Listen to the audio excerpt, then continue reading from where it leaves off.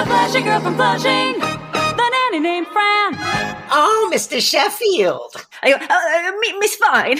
Welcome back to another episode of Oh, Mr. Sheffield, the podcast where we talk about Fran Drescher's hit sitcom from the 90s, The Nanny. I am Sean DePasquale here with Toria Sheffield. This week we are talking about season 2, episode 21, Close Shave. This one, we've got a little bit of a change up, was directed by Dorothy Lyman. Never heard that name before. That's a new name for you, right? And it was written by Elliot Stern. This is the episode in which Maggie becomes a candy striper at a hospital, and then she ditches the job to go on a date, and Fran fills in and then has to shave Mr. Sheffield. Well, that was the whole episode in a nutshell. That's the summary. But I thought it was interesting in that, usually the episode titles have to do with, like, you understand why it's called that from very early on in the episode. Yeah. The shave didn't happen till last couple minutes. So it was very confusing. I really didn't know why it was called Close Shave for a very long time. Same. The woman who directed this episode, Dorothy Lyman, she's an actress, first and foremost. She's been in like 1,000 things. Let me Google her. She was in multiple episodes, uncredited, of The Nanny, playing like little tiny roles. And then her name is Dorothy Lyman. And she's got like little bit roles in like everything from like, The Blacklist last year, or in 2019, she was in the movie Blow with Johnny Depp, right? Yeah, Johnny Depp and I think Penelope Cruz. She just has like little guest spots. She was on the TV series Life Goes On. Obla-di, obla-da, Life Goes On. Yeah, man, she was on Mama's Family. All My Children. She directed this episode. Yeah, she directed this episode, and then not much else, like a couple other things. So I don't know. She directed a lot of episodes of this show. She starts to come in, I guess, in some of the later seasons. That's so cool. Really interesting. And then Elliot Stern, the guy who wrote it, he got one episode of The Nanny, just this one. And then he did like a bunch of sci-fi stuff. Oh, like directed sci-fi stuff? Written. Total Recall TV series, La Femme Nikita TV series in the 90s. He wrote an episode of Time Cop TV series. He also wrote a bunch of Home Improvements episodes. So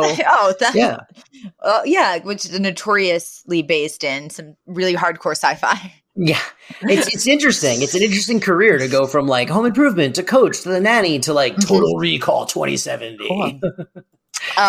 Well, in this episode, it starts off with Fran explaining her credit card payment system to Niles, which is, of course, like a huge disaster. It's sort of like, I use my Visa to pay off my American Express. I use my Optimum card to pay off my Visa. It's like one of those things, which is just like horrific and gives me anxiety.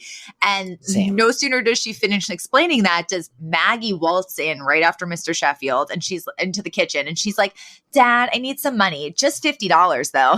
And then he's like, "But Margaret, I just gave you $50 yesterday." By the way, $50 in 1995 was a lot of. If I had asked my parents for $50, they would have been like, "For what?" Oh, I know. And he's literally like, "I gave you $50 yesterday," and she's like, "But I spent it on clothes for school." And he's like, "But don't you have a uniform?" She literally like pouts and is like, "But Danny, I love you." And then she goes, "And anyway, I thought we were rich." And I wrote and read, this firmly establishes that Maggie really is the worst Sheffield kid. Yeah, and she is. I was like, and I go, at least Brighton is funny and good at canasta.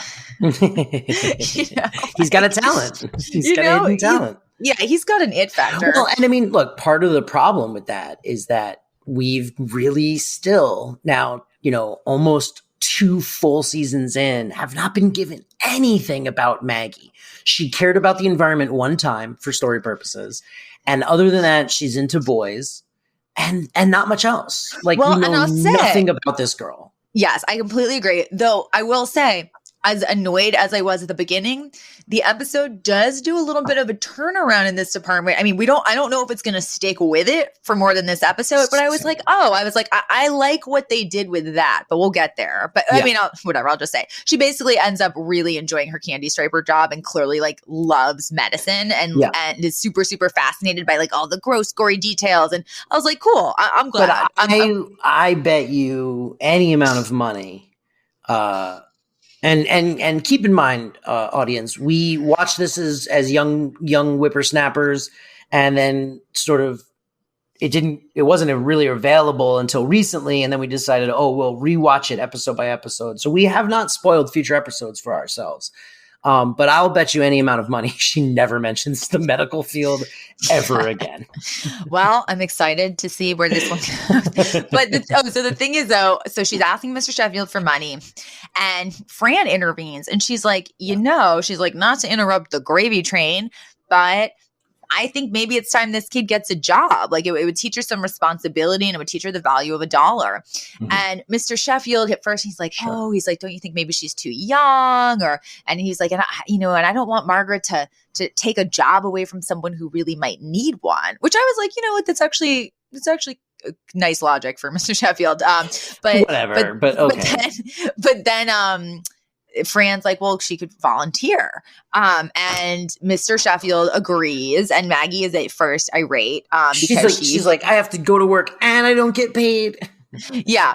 And Fran's like, well, she can be a candy striper. Or no, I guess we don't establish that she's a candy striper yet, but it's established before the opening credits that Maggie is going to start volunteer work to hopefully make her a little more responsible. I can't remember, do they even mention the hospital work at that point? Or are they just calling it volunteer work? They're calling it volunteer work. And then it's like the next scene after the opening credits, Mr. Sheffield is in his office. This is when Cece comes running in and she's like, sorry, I'm late. My cooking class ran over. And she has Mr. Sheffield try whatever she made in the cooking class. And it's apparently, he's so revolting that he spits it out into a napkin while her back is turned. And then when she gives him a homemade tortilla, he tosses it out the window while she's not looking. It's a great bit of physical comedy too, because Niles is there. And so like all of this is being facilitated with Niles's like very subtle help. So like he like takes Mr. Sheffield takes a bite, and then Cece turns around and Niles picks up a plant and Mr. Sheffield spits in it, and then Cece turns back around and hands him like a tortilla or whatever, and then he's like, ooh, and then she turns around again when Fran enters and Niles just opens the door and Mr. Sheffield just chucks it outside. Yes. It was great choreography. So well directed. That's what made me kind of look into that's why I did a deep dive on that director, because I was like, oh, this is really good. I wonder what else she did. But she's not really a director. But I thought that was such a good bit. That got a laugh out of me. Yeah, it was very funny. And this is when Fran comes running in and is like, oh, we officially got Maggie a volunteer job as a candy striper. Yeah. And this is where Mr. Sheffield's like, are you sure she's responsible or mature enough to be doing hospital work? And Fran sort of says, no, it'll be fine. And then we cut to the actual hospital where we start with kind of a dark joke, because Fran is in some sort of like waiting area in the hospital. Maggie's in her candy striper dress or uniform. And Fran's like, like, it's so good that you're doing this. It's very good karma to help people. And then she sees what seems to be an old lady sleeping on a gurney. Yeah, on a gurney. And she's like, I love this bit. I thought this was so funny. She's like, look, let's go cheer that old lady up. And they go over to the sleeping woman, and Fran goes, oh, like, I bet you'd be cheered up with a little makeup. And she like literally puts some blush and eyeshadow on the woman and goes, there you go. And then when they walk away, we see that it was actually a dead body, and a hospital worker like puts the sheet over her face and wheels her away. And like Fran and Maggie never know, only the audience does, which is just again, very funny and silly and great directing. Yeah, and dark, very dark. Yeah. And this is the scene where, we kind of get a hint that Maggie actually might be totally good at this job because Fran's like, don't freak out. Don't worry. Like, look over there. It's just a needle. The person's just getting a shot. It's not a big deal. And Maggie's like, yeah, I know, Fran. It's not a big deal. At which point Fran passes out and face plants. Yeah. It's another great physical comedy beat. And this, so then we cut to like a few days later. It's at the mansion in the living room, and Maggie is is on the couch with her boyfriend Peter, who we've never met before. But this guy sucks. Well, you're right. We have met. Okay, you're totally right. We have met Peter before, but not as Maggie's boyfriend. Right, but this is a character we've actually met before. Yeah, this same guy. So this guy was from. I recognized him and I was like, wait, I don't understand what's going on. So, okay, in the episode with the strike, right? Yeah. The Brighton hires this random dude to pretend to be a designated driver for like him and his friends. Like that's the episode that like the B plot is Brighton's trying to convince Mr. Sheffield to let him go with his friends to like New Jersey. And they're like, no. Like our older brother, like my friend's older brother is going to drive and like, it's going to be fine. And like, then this guy shows up, this guy, Peter, who we find out they had found at the Gap. And that comes back around in this episode because they mentioned that Peter works at the Gap. Yes. So it's a little like, insider baseball with the show. It's very weird though that like, okay, here's my questions. Number one, has Peter seen Brighton and Maggie at the mall together, like before all of this? Like, obviously he's interacted with Brighton enough that Brighton paid him money to come to his home. But like, does Peter know when he starts flirting with Maggie? And like, it's not going to be answered. I'm just asking you. Does Peter know when he starts flirting with Maggie? Oh, that's the hot older sister of that little boy, that little rich boy whose house I went to? Or does he go to meet Maggie at the house and show up and go, what the fuck is wrong with this family? How could this possibly be the same two people? Like they probably, I bet you it's like, sometimes New York can be like a small town if you only frequent the same areas. Sure. So Maggie and Brighton, often go to the same Gap. Right. There's a chance, they've seen each other. But so he's a handsome kid, but he's so obnoxious as a boyfriend because, Maggie and he are sitting on the couch and she's literally excitedly telling him all about her new job and how she loves helping the patients and this and that. And he's literally just like ogling her and is like, show me that pouty face again. And then they start making out. And she's not bothered by this at all. No, it was super gross though. Like he did not give a shit about like what her goals were at all. But so Fran comes in and she's asking everyone what they want on their pizza. And then this is really funny. She's like, and Brighton, what do you want? At which point Brighton comes out from under the tablecloth of a nearby end table. So he's clearly been spying on his sister and Peter as they, have been making out on the couch. Yeah. Which is just kind of gross. But you know what? But I will say this. Little siblings do that all the time, but then there is a button at the end of this episode which makes it gross. I don't know if that's true. I had two little sisters, and they never had any interest in watching me make out with any girl that I brought at home. Ever. See, I feel like little siblings, they spot. Well, there was such a big age difference between you and your siblings. Like, you want to spy on your siblings to like hold it against them later, like because then you're like, I'll tell dad that you were making out with your boyfriend on the couch. Like it's more that kind of thing. So and a lot of times little siblings, like they're just like so intrigued by like the world of older kids that's like, what that is. You're saying you spent like older. You're like little kids are extortionists. Well, no, but it's like when my sister, they'll blackmail you. My sister's 4 years older than me. And there was a period of time where it's like anytime she had friends over, had anybody over. Oh, this is just all I wanted to do. You just wanted to extort your sister. No, not even extortion, but it's like you just wanted to be there. Like I wanted her to let me in the bedroom. I wanted her to let me overhear all the conversations. And it was, it's that classic trope of like, sat get there out. and watched her make out with somebody? Is I guess what I'm asking. You would have just like sat there and watched that. At what point would you have felt uncomfortable? Like if they were just kissing, you would have been fine. What if he like put a hand under her shirt? Would you have been like, maybe I should leave now? Or would you have been like, this is also fine? I probably would have jumped out and humiliated her and been like, gross. And then she would have screamed at me. Okay. Like I guess you just had angel little sisters. That's all I can say about that. You're, consider yourself I was lucky. also like 8 years old or 6 years older than my middle sister. So it's like, it would have been weird, if a 6-year-old had been watching me at 13. I don't know. It's weird. It's so weird. I don't think it's appropriate is what I'm saying. I will say this, though. It gets very inappropriate when we get the fun at the end of this episode, yes. which we'll get to later. Proving my point. But this happens. We find out Brighton's been spying on them, blah, blah, blah. Brighton, Maggie's like, get out of here. And he goes running out. And, Fran, leaves the room for a second. And then we find out that Peter is inviting Maggie to a concert the following night.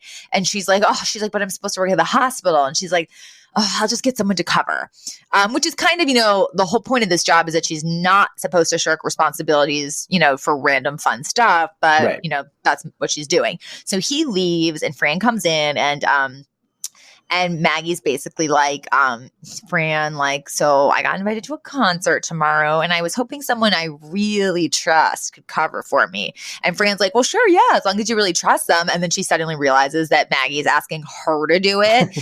And at first she's like, no, like I'm supposed to be teaching you responsibility. And then Maggie does the same thing she did to her father at the beginning of the episode where she's like, but I love you so much. It totally works on Fran.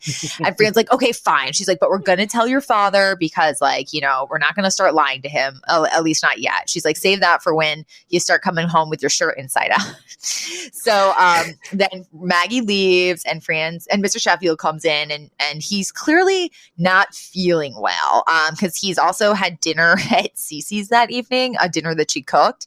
Yeah. And his stomach is clearly very upset and Niles is also kind of jealous because he's been quote unquote like basically cheating on Niles in terms of cooking.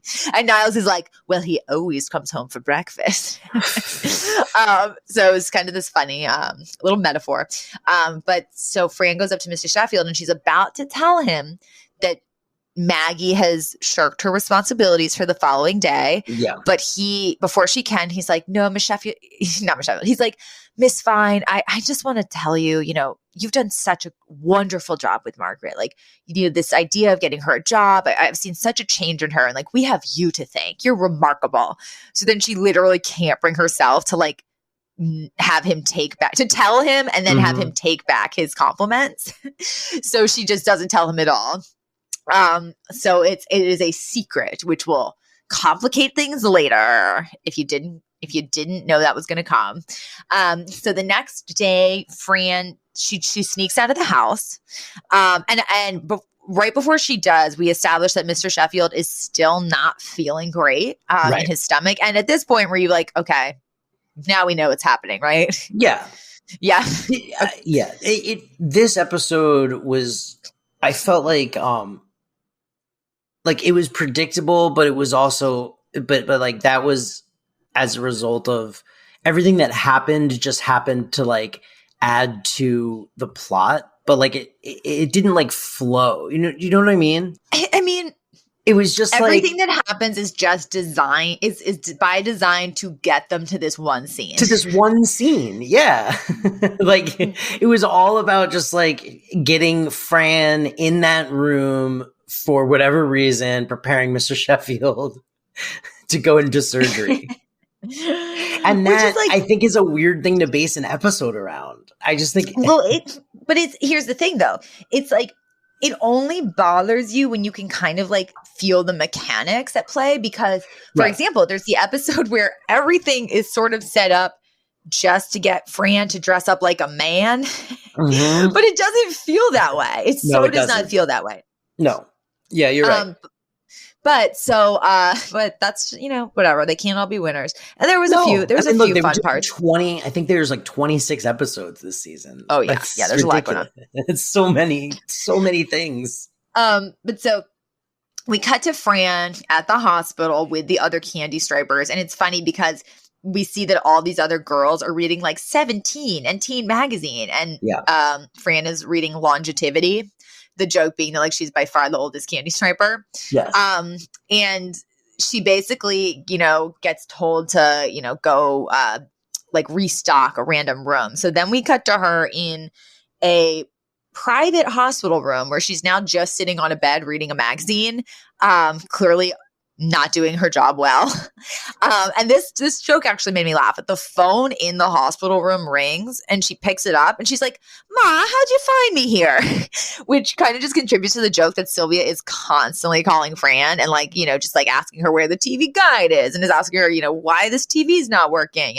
But so that was a funny beat. But so right as that's happening, Hey, it's Kaylee Cuoco for Priceline. Ready to go to your happy place for a happy price? Well, why didn't you say so? Just download the Priceline app right now and save up to 60% on hotels. So whether it's Cousin Kevin's Kazoo Concert in Kansas City, go Kevin, or Becky's Bachelorette Bash in Bermuda, you never have to miss a trip ever again. So download the Priceline app today. Your savings are waiting. Go to your happy place for a happy price. Go to your happy price, Priceline. a patient gets wheeled into the room, but it's one of those rooms where there's like a curtain dividing it. So you can't actually see Fran if you're entering. And it is none other than Mr. Sheffield, almost unconscious because he's getting anesthesia, and Cece and a doctor. And the doctor's going, it's appendicitis, but he's going to be totally fine. He's just going to have a routine surgery. And the audience is like, because it's like, oh no, Fran's gonna get caught. She's not supposed to be here. Yep. And she's not supposed to be covering for Maggie. And now Mr. Sheffield's gonna find out. But again, like the stakes just didn't feel that high. It didn't at all. But so, Fran is like cowering behind the curtain. And then we have this beat where as Mr. Sheffield is going under because of the drugs, the doctor's like to Cece, he's like, are you the wife? And she's like, yes. And then she kisses Mr. Sheffield on the mouth while he's unconscious and then runs out of the room. It's like not okay, but also so sad. But then, and this is the big scene we keep talking about, that everything in this episode is designed to lead up to this. And I apologize if you love this episode and you have nothing but great memories of this episode. That's totally fair. Like it's a funny episode. There's a lot of great moments in it. It just, like, for me, I think Toria nailed it. I could see too much of the mechanics of trying to like so many things just happened to push us to getting Fran into that uniform that like it almost feels like they would have been better off just putting Fran as a volunteer in the hospital for the episode and building to this. And, but it also has a lot of very like Lucille Ball-esque comedic beats for Fran, which is great. And, really showcases her as a comedic actress. So again, it's not like this was some horrible, terrible episode, but I think the episodes that are so good that now we're developing kind of a high bar for this show, I think. So Fran has been behind this curtain and she clearly like quickly put on like everything she could to mask her actual appearance. So when she comes out from behind the curtain, she looks like an OR nurse. Like she has a mask on and like one of those hair caps on, and her whole body's covered up in like kind of a surgical gown or not gown, but like scrub situation. Yeah. And so she looks like a nurse. So the doctor in the room looks at her and goes, "Nurse," this actually did make me laugh, "I need you to prep me for surgery." And she just looks at him and she goes, okay. And she's like, "You're a doctor. You're great. You're going to do fantastic." Thinking like she's going to prep him like, psychologically for surgery. And that did make me laugh. And he's like, "No, prep the patient, shave him." And she's like, "Oh, okay." And he like hands her a razor and shaving cream and she starts shaving Mr. Sheffield's face. And then the doctor's like, "What are you doing?" And she's like, "I have no idea." Like he didn't even need a shave that badly. And he's like, "I don't mean shave his face." And then she's like, well, then where am I supposed to? And then there's just, realization dawns on her. She's supposed to shave his like genitals and abdomen because like this is like lower body surgery. And at first she freaks out and tries to flee, at which point the doctor yanks her back and is like, just do it now. And my note is, this is a terrible doctor. Like, yes. This nurse clearly is out of her element. But so that's when, you'd think at some point the doctor would have flagged like, ma'am, who are you? Yes. But so this is when we have probably like the most I Love Lucy moment of the episode where she realizes what needs to be done. Yes. So she kind of like very, very exaggeratedly like lifts his surgical gown without actually looking under it, starts spraying it crazily with shaving cream while also like looking anywhere but actually like at his genitals. Yeah. And then she doesn't really know what to do. So like over the gown, she's kind of trying to like massage it in without actually like touching him. And it's very, very funny. And then Niles happens to walk in holding flowers. And by the way, good job keeping a completely straight face throughout all of that for Mr. Sheffield. Oh, right. I thought that as well. Because also it's got to tickle, right? Yeah, it's got to tickle. It's got to feel weird. Like, and he just completely straight face, like unconscious, like played it really well. I would have laughed. I mean, I'm sure there's got to be great outtakes. That's why he's a professional. It's true. That's why he's a professional, and I'm doing a podcast because I would have giggled. You're just a big old nobody. The whole time, very ticklish. I'm very ticklish too. Is that true about you? Oh yeah, very ticklish. I don't. Me too, and I don't like getting tickled at all. Same. Neither does Elizabeth, so it works. It's like mutually assured destruction in our house, where it's like if either one of us tickles the other one, like it could end everything because we'll both. Just, I also think it's dangerous because if someone tickles me, I can't control it. Like I'll kick out. Yeah, I lash out. So does Elizabeth. People have gotten hurt. Yeah, no, like I said, it is mutually assured. Like early on in the relationship, we both discovered like, oh, anything can happen if we tickle each other. So we can never do that. But so great job, Charles Shaughnessy. We commend you. And I'm so ticklish that when I get a massage, sometimes it like tickles, like it's very like sometimes I'll like jump. And like the last time I got a massage, the person was like, "Are you okay? Am I hurting you?" And I was like, "No, it just tickles." And they were like, there was like a long pause and they were like, "Okay, so should I keep going?" And I was like, "Yeah, it's fine. Like I'll just," because I like tense up because I know it's gonna, it sucks. No. I mean, I'll say the worst for me is when you're getting a physical and they like push at your stomach to make sure you don't have anything like lumps or anything. Yeah. First of all, it's like I'm already uncomfortable. Like I hate the idea that my stomach is just out getting like touched by a cold-handed stranger. But then I start giggling and I have to go, I'm sorry. I'm just giggling. Like I hate it so much. I do too. But okay. Tickling is for babies. That's for babies, and then I think about how it feels to me and I'm like, maybe we're torturing babies while we tickle them. Maybe they're like, don't have the capacity to be like, I hate this. I mean, that's probably a lot of stuff that we do to babies, Yeah. Why would a baby want to be in a car seat? That sounds horrible. It's true. That's also why I'll never force my baby to change their diaper unless they want to.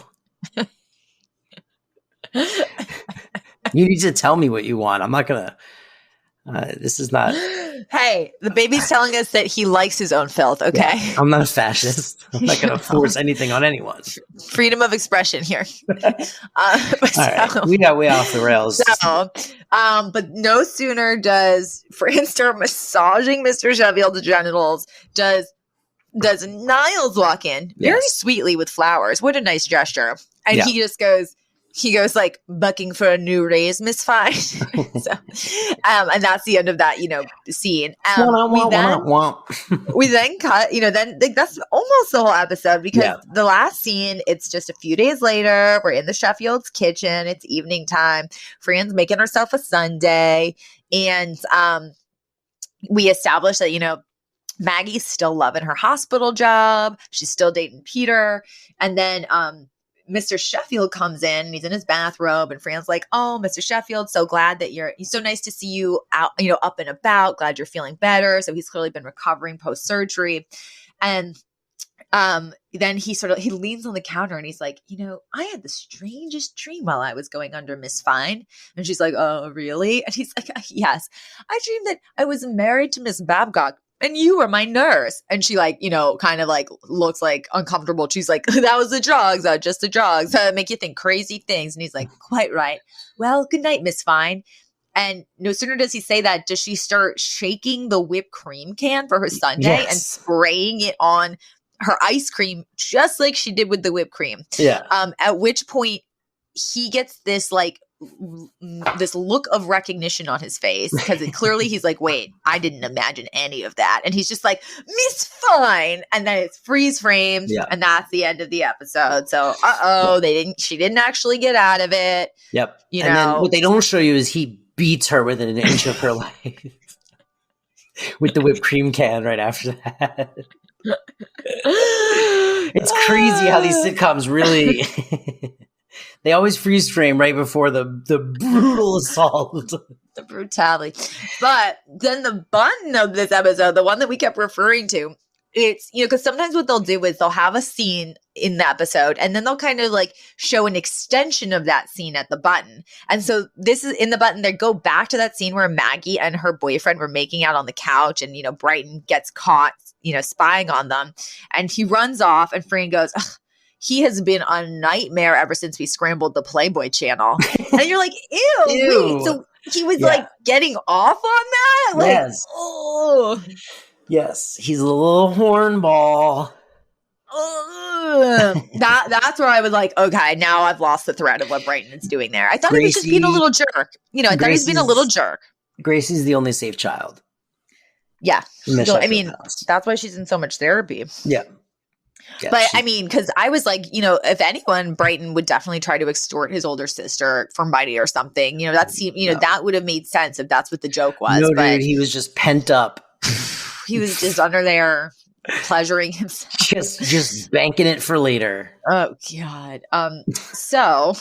Also, why did they have the Playboy channel descrambled in the first place? Who was watching the Playboy channel? Wait, so you have to it comes scrambled and you have to descramble it. Comes scrambled. She said ever since we had the Playboy channel scrambled. So that means that it wasn't, and then they were like, oh, time to lock this up. Obviously, Niles ordered it on Mr. Sheffield's credit card and then just told everybody that it must have just come that way. I think there's a lot of ways that can happen. So let's move on to segments. Time for segments. And now, segments.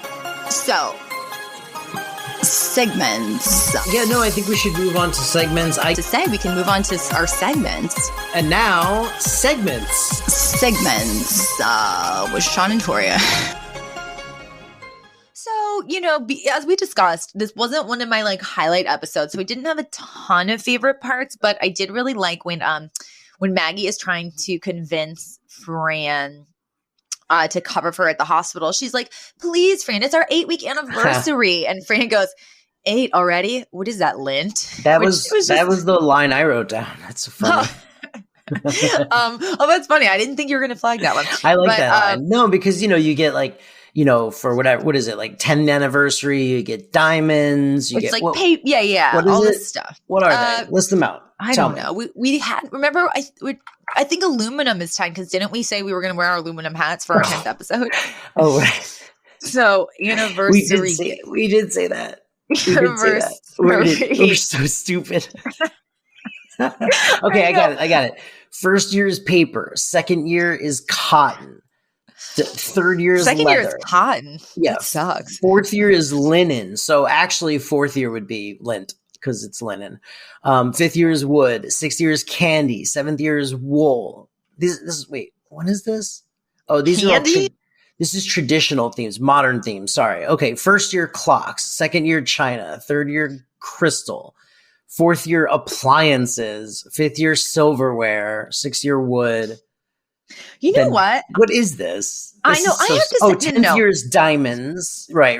Because that's when it gets nice. I actually think it would be a really, really funny thing or fun thing to do with a partner where it's like you stick to this, but you have to be really creative. And maybe that's not like the only thing you get them, but like I think that would be a cool framework to do that with. This like punishes you the longer you're married because like your 40th year is ruby, your 45th year is sapphire, your 50th is gold, 55th is emerald, 60th is diamond. It's like, oh, okay. So we're supposed to get richer as we get older? What's happening? Hey, Sean, it's because every year you're married, it is another year of punishment.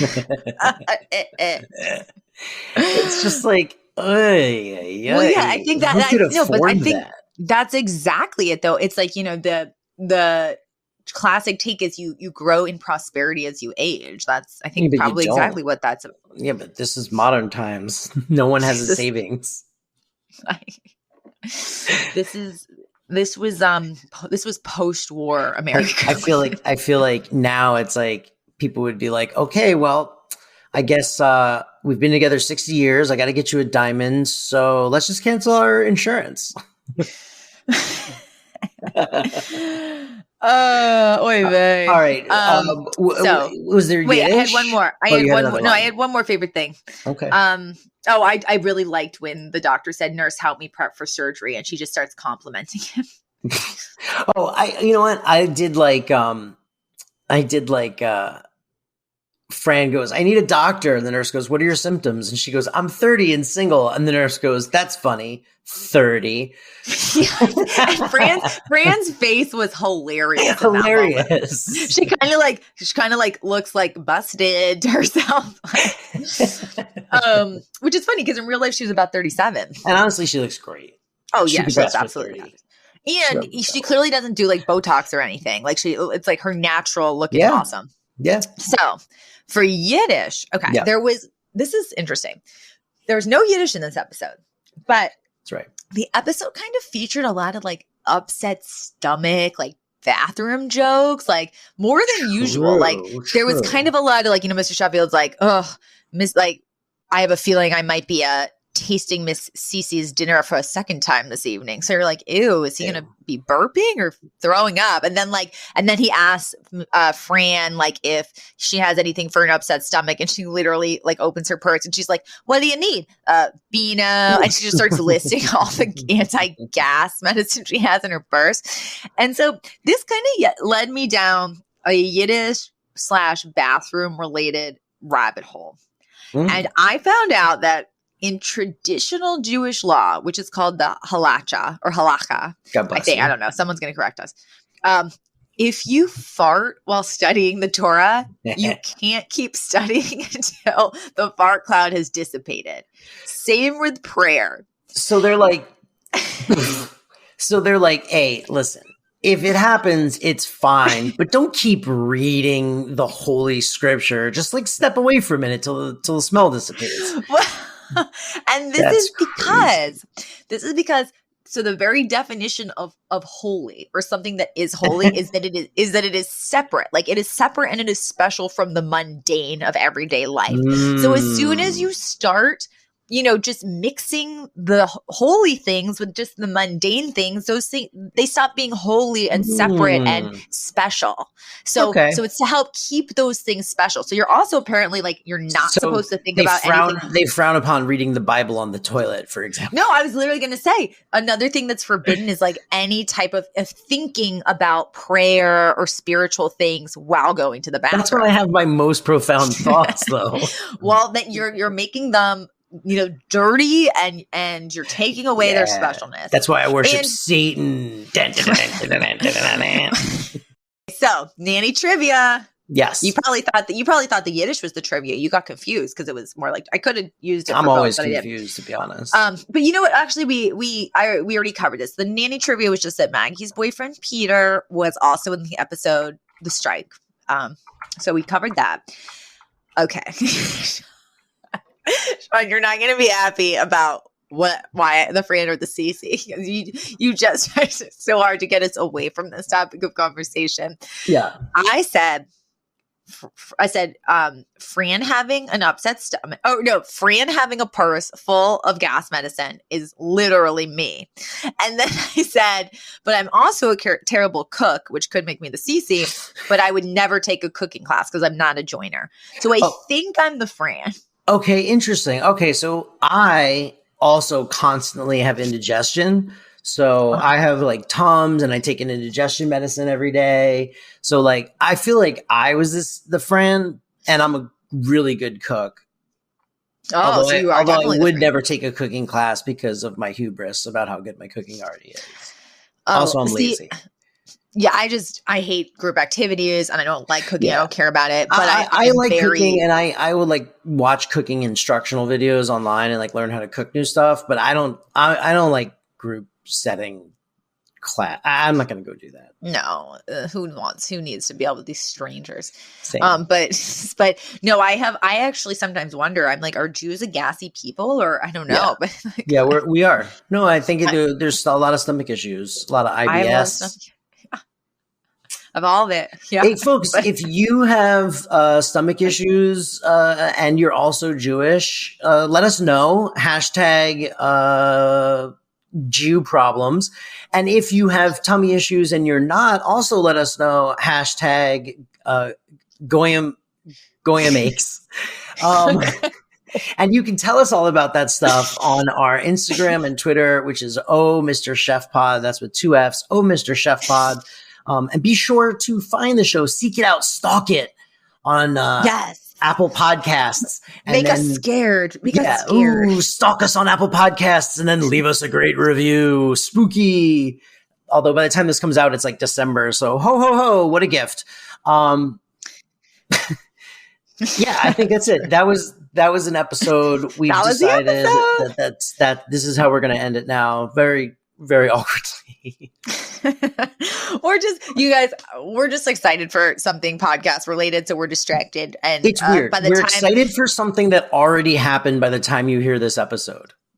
Yes. And you'll have already heard. So you know why we're excited now for the thing that you probably already heard like a week or two, if not more ago.